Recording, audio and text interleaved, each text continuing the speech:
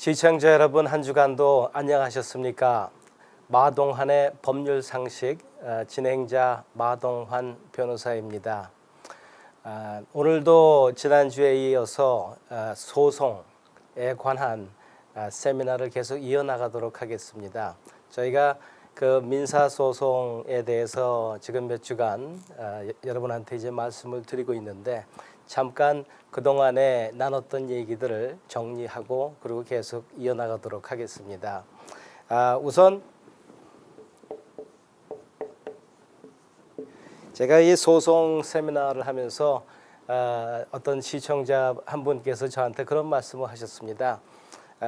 이 세미나를 하면서 제가 쓰는 용어들이 한국말이 아니라서 조금 이해가 힘든 경우가 있다라는 말씀을 하셨는데, 제가 그 말씀을 귀에 담아서 그 용어에 대한 개념 설명을 좀 더 자세히 해 나가면서 여러분한테 설명드리겠지만은, 한국말로 번역된 용어 쓰는 거는 제가 일부러 자제하려고 합니다. 그 이유는 지난 몇 번 저 bankruptcy 저희 그 세미나 할 때도 제가 말씀드렸지만, 여러분한테 이 bankruptcy가 파산이 아니다 라는 말씀을 혹시 기억하시는 분이 있는지 모르시겠습니다.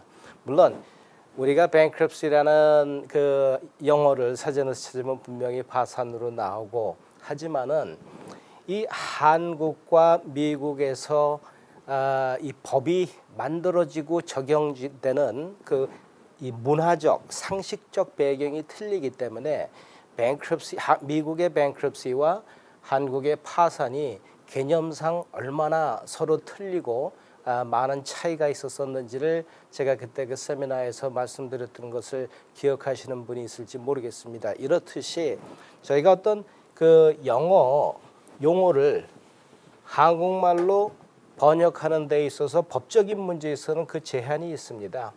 그래서 이러한 용어는 우리가 한글로 써서 bankruptcy라고 읽더라도 한국식 번역을 하는 거를 저는 말씀드리지 않는 이유가, 그 법의 개념의 차이를 한국식 상식을 그대로 끌고 와서 여기 이 미국 땅에서 캘리포니아 주에서 혹은 뭐 다른 주에서라도 벌어지는 법정 소송에 똑같은 개념을 적용하실까 봐 그게 우려가 돼서 계속 용어는 여기 용어들에 쓰고, 간단한 거는 제가 또 한국말로 설명을 드리도록 하겠습니다.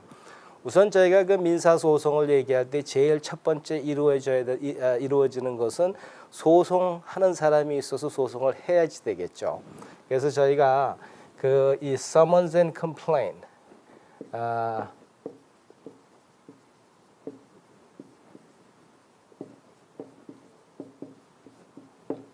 summon이라는 것은 소환이라는 의미고, complaint은 소장이 되겠죠.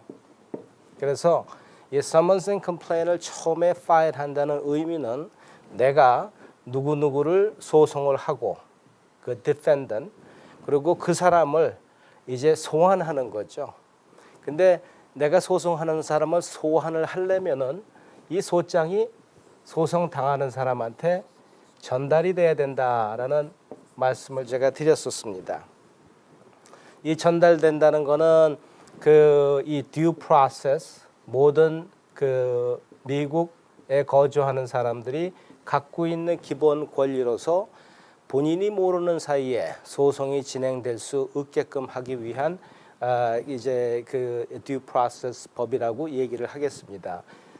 그래서 이 serve한다, 전해준다 라는 의미를 여러분한테 제가 설명을 드렸었고요. 그리고 소장을 이제 받게 되면은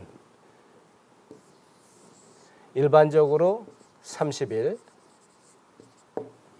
이 30일이라는 것은 캘리포니아의 주 법원에서 소송이 진행될 때 얘기고, 연방 법원에서 소송이 진행될 때는 20일이라는 말씀도 드렸고, 한 가지 제가 이 시점에서 꼭 말씀을 드려야 될 거는 주정부 소송 중에도 퇴거 명령 소송이 있습니다.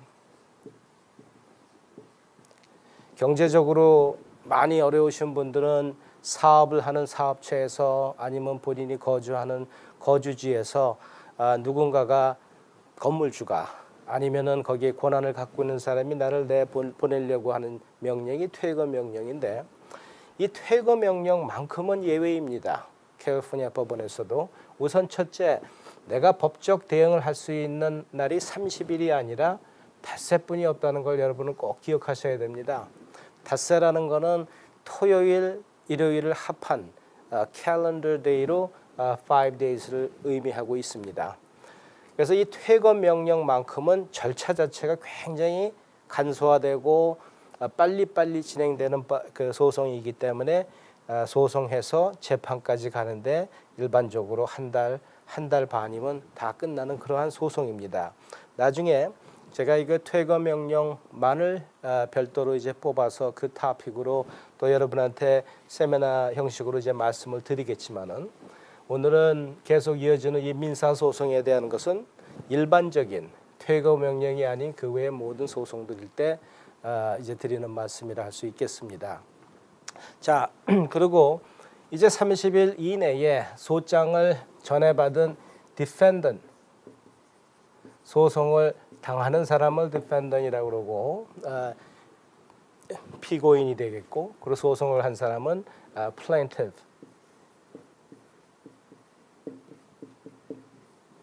라고 그렇게 얘기를 합니다. 자, 소송을 당한 사람은 이제 30일 이내에 본인의 법적 위치를 밝혀야 됩니다. 이 소송에 내가 대응을 할 건지 안 할 건지. 그래서 무대응이었을 때 no answer일 경우에는 일방적으로 소송한 사람, 이 피해 주장이 받아들여진다 하는 그런 말씀을 드렸고요. 그리고 이제 30일 이내에 소송 당한 사람이 어떤 법적 대응을 하게 된다 하면은 그때부터 이제 소송은 계속 이제 그 법원 스케줄 따라 이제 움직이는 그러한 얘기가 되겠습니다. 그리고 일단 이제 법적 대응을 하게 되면은 법적 대응도 여러 가지 방법이 있다는 말씀을 드렸습니다. 여기에 대한 answer를 할 수도 있고, answer라는 거는 뭐 말 그대로 우리가 답한다. 소송한 사람이 이러이러한 이유로 나한테 소송을 했지만은 거기에 내가 할 말이 있고 내 의견이 있고 내 주장이 있기 때문에 거기에 대한 답을 한다는 그 의미의 이제 answer가 되겠고, 그 외에 여러 가지 이 demur라든가 아니면 그 다른 여러 가지 청원서 이제 모션들에 대해서는 제가 이 자리에서 상세하게 여러분한테 말씀을 드리지 않는 것이, 이거는 지극히 법적인 이론에 이제 깔려 있기 때문에 아마 소장을 받아서 변호사를 만나서 상담을 하신다고 그러시면은 어떤 식으로 어떻게 대처를 할 거냐 하는 여러 가지 다양한 방법들을 그 시점에서 아시리라 이렇게 생각이 됩니다. 그리고 일단 리스폰스를 하면은 소송이 있고 나가지고 한 4개월 뭐 6개월 이때 처음으로 법원에서 통보를 미리 받으시겠지만은 법원에 출두해야 되는 일이 생깁니다. 그것을 이제 케이스 매니지먼트 컨퍼런스, 여러분 이 용어가 얘기해 주듯이 이거는 이 케이스, 이 소송에 대해서 이걸 우리가 어떻게 매니지를 할 거냐 하는 이제 양쪽 변호사와 판사 간의 컨퍼런스를 하는 게 이 케이스 매니지먼트 컨퍼런스인 것입니다. 이때에서 비로소 이제 그 판사는 그 본인의 이제 캘린더를 보고 어떠한 스케줄 일정을 잡아가면서 이 소송을 진행을 할 건지에 대한 그러한 이 컨퍼런스를 하는 것이 되겠습니다. 하지만은 지난번에 제가 이제 아마 디스커버리에서 이야기를 중단했었을 겁니다. 자, 그러면 오늘은 제가 특히 이제 그 이 디스커버리에 많이 집중을 해서 여러분한테 설명드리도록 하겠습니다.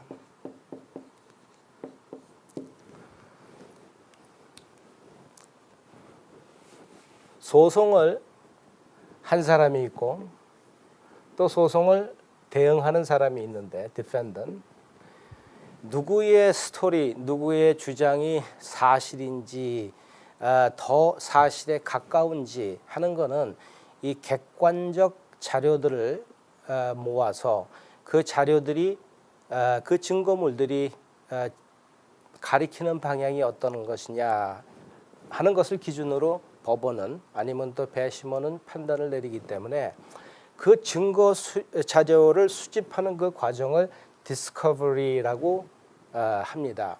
소송에서 사실 제일 일반적으로 많은 이 법률 경비가 드는 부분이 바로 이러한 그 디스커버리 과정인 것입니다. 도대체 무엇을 근거로 피의는 소송하는 사람은 자기의 주장을 하는 것이며 또 그 아니라고 맞서는 그 피소자는 defendant는 어떤 근거로 아니라고 얘기하는지 그 가지고 있는 자료를 우리가 재판 이제 소송이 시작해 가지고 최종 결말이 나는 재판까지 가는 그 과정에 있어서 이날 재판날 양쪽 누구든 나타나서 여지껏 보여주지 않았던 깜짝 이벤트를 할 수 있느냐 하는 데 있어서는 제도적으로 불가능합니다. 불가능하다기보다도 그렇게 생각하는 것 자체에 굉장히 큰 모순이 있습니다. 그것은 왜냐하면 과연 이 재판에 피의가 내세울 증인들, witness들이 누구고 어떠한 서류, 자료들이 있으며 또 어떠한 진술서가 있고 그 어떠한 사진들이 있고 모든 우리가 생각할 수 있는 그 각자의 주장을 서포트할 수 있는 그러한 모든 것들이 쌍방 간에 이 디스커버리라는 과정을 통해서 서로 간 검증을 받는 일이고 또 그러한 자료를 갖다 모으는 거라고 그렇게 여러분이 생각하시면 될 것 같습니다. 자, 디스커버리에는 그러면 어떤 방법으로 사실 이런 거를 다 우리가 요구할 거냐, 쌍방에서 디스커버리를 진행해 나갈 거냐. 우리가 굳이 한국말로 한다고 그럴 것 같으면 이게 진실 밝히기,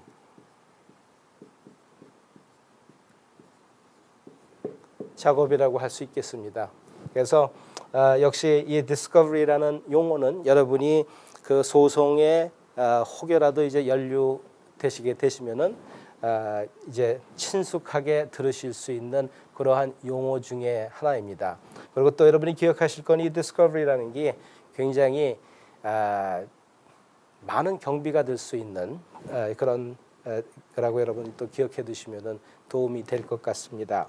자, 이 디스커버리를 하는 데 있어서는 기본적으로 5가지 툴이 있습니다. 그래서 이 5가지를 통해서 서로 이제 그 쌍방 간의 그 진실 밝히기 작업이 이제 시작되는 거겠습니다. 오늘 그 5가지 중에 한두 가지라도 일단 먼저 여러분한테 설명을 드리면서 계속 이어나갈까 합니다.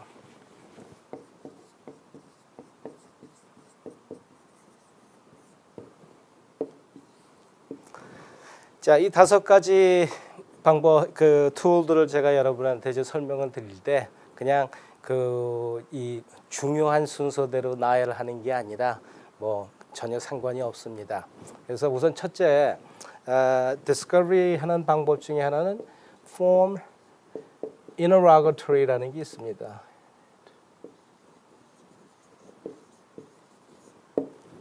폼으로 된 interrogatory라는 거는 질의서 내용이 되겠죠. 그래서 이 form interrogatory라는 거는 우리가 judicial form이라고 그래서 이미 pre-print 돼 있는 그 양식에다 박스를 체크합해서 내가 체크한 박스에 대한 답을 요구하는 그러한 것을 form interrogatory라고 하겠습니다. 이 form interrogatory에서는 일단 뭐 소송 내가 상대방의 뭐 학교 이 과정부터 또 이 소송 사건 전말에 대한 여러 가지 요구 사항들이 쭉 일반화된 것들이 표시되어 있는 그런 form interrogatory인데 박스에 체크업을 해서 거기에 대한 답을 상대방으로부터 요구하는 것이 이제 form interrogatory라고 하겠습니다. 그러면 여기에 맞서서 이 양식에 있지 않지만은 내가 계속 또 물어봐 가지고 받아야 될 그런 것들은 special interrogatory라고 해가지고 이거는 미리 프린트된 그러한 법원 폼이 아니라 여러분의 변호사가 그 내용들을 이 pleading paper라는 데 이제 드래프트를 해서 상대방한테 그 답을 요구하는 것을 special interrogatory라고 합니다. 자, 그리고 또 request for admission. 이거는 인정을 하라. 그래서 상대방이 인정을 하게 되면은 더 이상 그거는 논쟁을 할 가치가 없는 fact가 되는 거겠죠.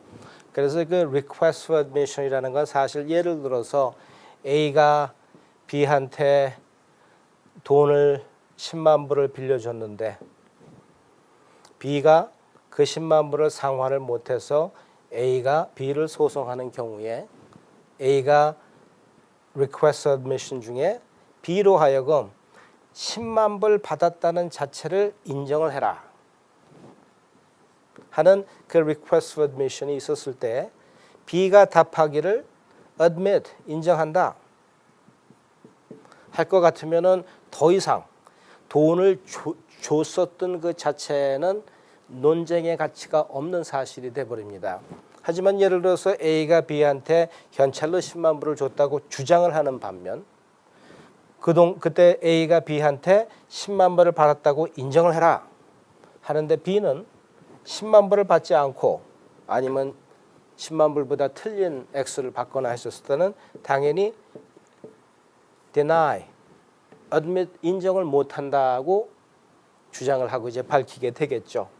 그래서 이렇게 deny가 되면은 우선 돈을 줬는지 안 줬는지 하는 이 사실 자체가 논쟁거리가 되는 것입니다. 그러면은 이 논쟁을 잠재기 위해서 A는 또 많은 증인들 그리고 또 B 또한 역시 마찬가지로 그리고 또 돈을 그 현찰로 줬을 때 목격한 자의 뭐 CCTV라든가 뭐 이런 여러 가지 일들이 결국은 뭐냐면은 돈을 줬다는 그 사실 하나가 논쟁 여부가 잠재워지게 되면 그만큼 이 소송은 요만큼은 간단해지는 소송이 되겠고 만약에 그 논쟁의 여부가 계속 살아있다고 그럴 것 같으면은 이거를 계속 파헤치는 작업도 계속 이어지는 디스커버리의 작업들이 될 것입니다. 자, 그래서 이제 그 request for admission이라 하는 게 그 이제 또 다른 하나의 discovery tool이라고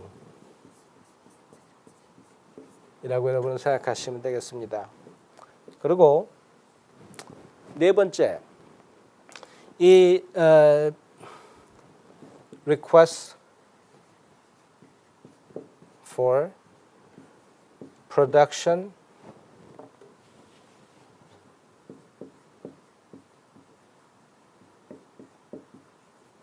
of document.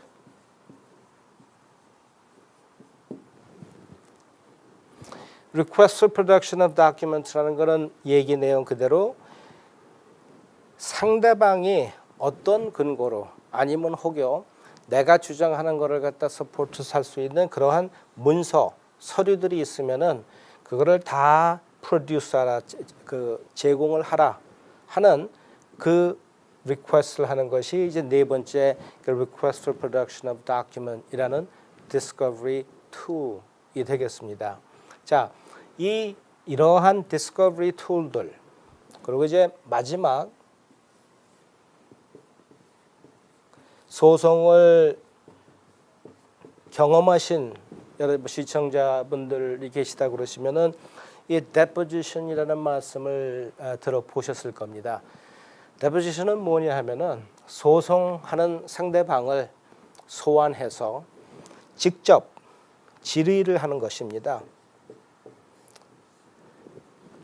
계속 그 새로운 사실들을 밝혀내고 또 그 새로운 그 상대방으로 하여금 본인의 입으로 상황 설명을 하고 그 상황 설명한 그 내용들을 바탕으로 어떻게 이 소송을 계속 전개해서 이어나갈지에 대한 그러한 전략과 그런 스트래티지가 결국 이제 그 변호사들이 이제 필요하게 되겠죠. 그래서 이러한 그 디스커버리 과정이라는 게 대충 제가 말씀드린 것만으로도 여러분 짐작하시겠지만은 상당히 많은 시간과 그리고 또 얼마나 이게 진짜 클리어 컷한 그런 상황인지 아니면은 이게 진짜 아주 뿌연 안개 같은 상황인지에 따라 가지고 소송의 앞날은 크게 좌지우지할 수 있는 게 되겠습니다. 여러분 말씀드리다 보니 오늘도 시간이 거진 다 된 것 같습니다. 다음 주 계속 이어지는 소송 세미나에서 좀 더 오늘에 이어가지고 자세히 설명드리도록 하겠습니다. 여러분 안녕히 계십시오.